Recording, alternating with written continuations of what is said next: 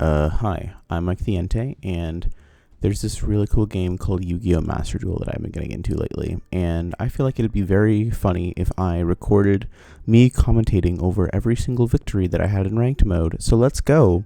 I love that the first one is the longest because there's a lot for me to explain about Yu-Gi-Oh, and there's going to be a lot happening in this one. Honestly, some of my later victories would probably be easier to explain the game in, but too bad. Here we go. So at the start of each game in Master Duel, you have 5 cards and your opponent has 6. Okay, thank God I can pause. So at the start of a duel in Yu-Gi-Oh, you have 5 cards, and so does your opponent. And you each have 8,000 life points. If you reduce those life points to 0, you win the game. Cool.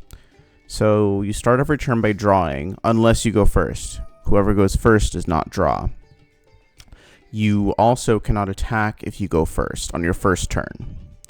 So after you draw and then you go to the standby phase, which is where certain effects happen, you go to the main phase, which is where you get to play most of your cards. So to start with, I played this card called Unexpected Die, which allows me to special summon a level 4 or lower normal monster from the deck because I don't control any other monsters.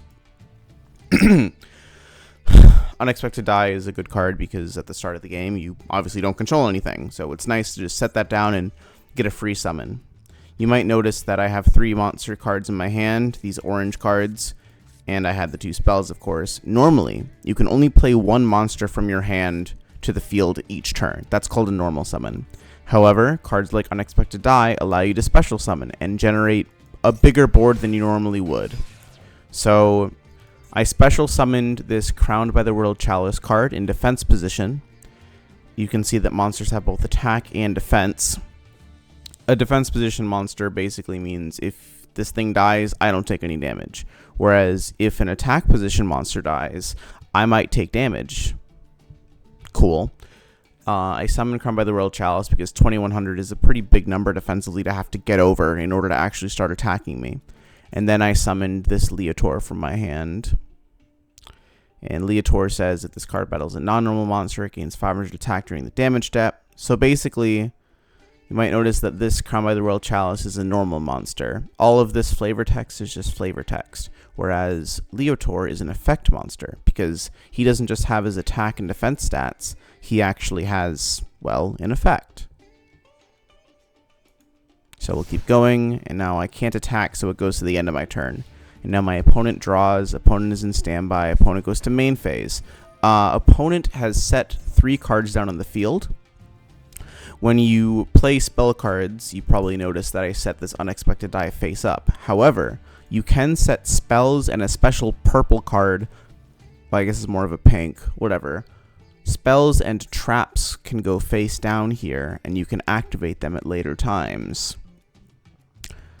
I'll get into that more when these cards get activated, but my opponent is revealing the effect of Illusion of Chaos.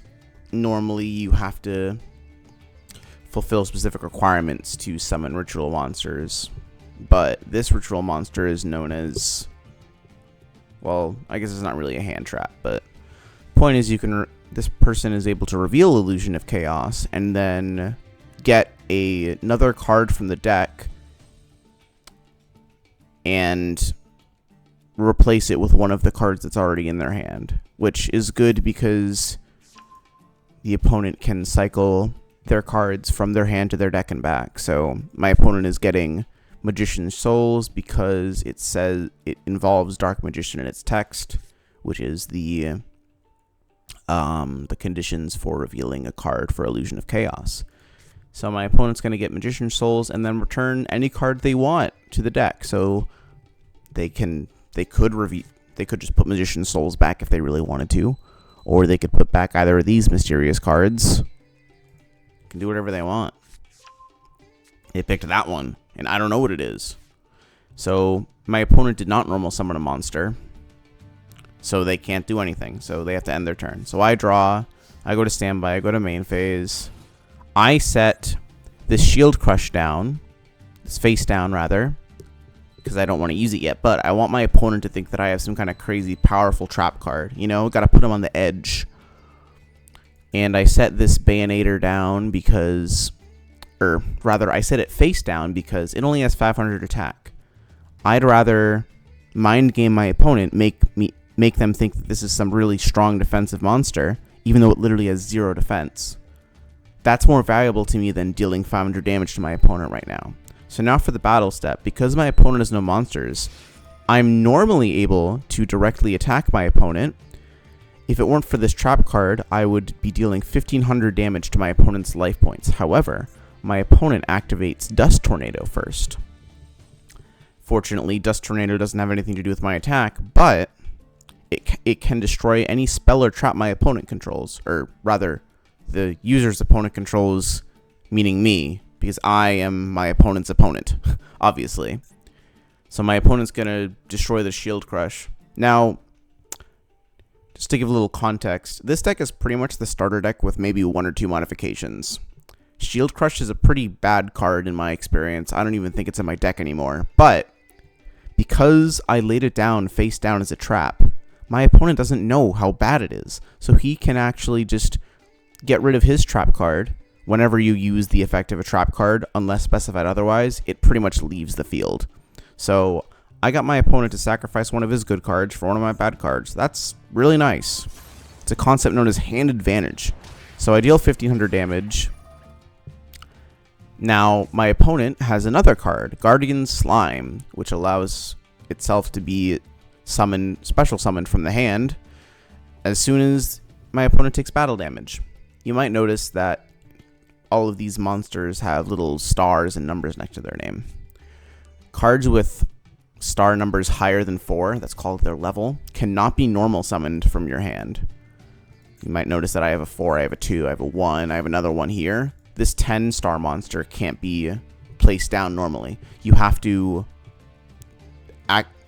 there are some conditions that you can fulfill in order to summon these cards from your hand.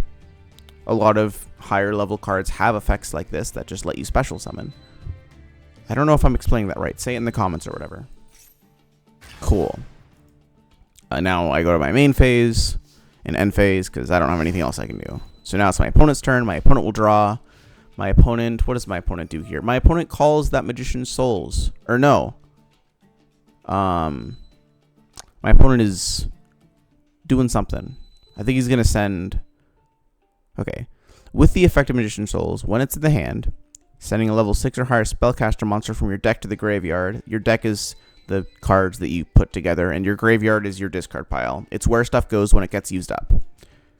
So my opponent basically discards a card from their deck and is either going to special summon Magician's Souls, which has 0 attack and 0 defense, or they're going to discard Magician's Souls and then special summon a Dark Magician or Dark Magician Girl from graveyard. So I believe my opponent in this position sent Dark Magician from the deck to the graveyard and then special summoned it with the effect of Magician's Souls. So as you can see, the combo kind of works with itself. The card combos with itself. Yep, there's Dark Magician. Opponent discards the soul to send Dark Magician out. Dark Magician, again, is a 7-star monster, so normally you wouldn't be able to simply summon it from your hand. But, again, with the effect of Magician's Souls, they are able to summon it. And now my opponent is again using the Illusion of Chaos card to cycle a card from their deck into their hand. He got Magician's Souls, I think, again.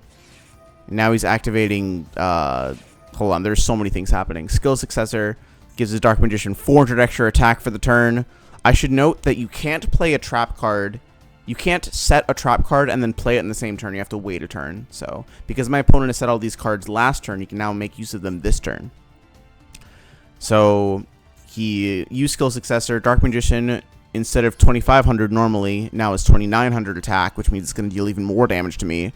And then Destined Rivals, because he controls Dark Magician, is able to basically negate all of the effects of my monsters. Which, again, this guy doesn't have any effects because Dark Magician is a normal monster.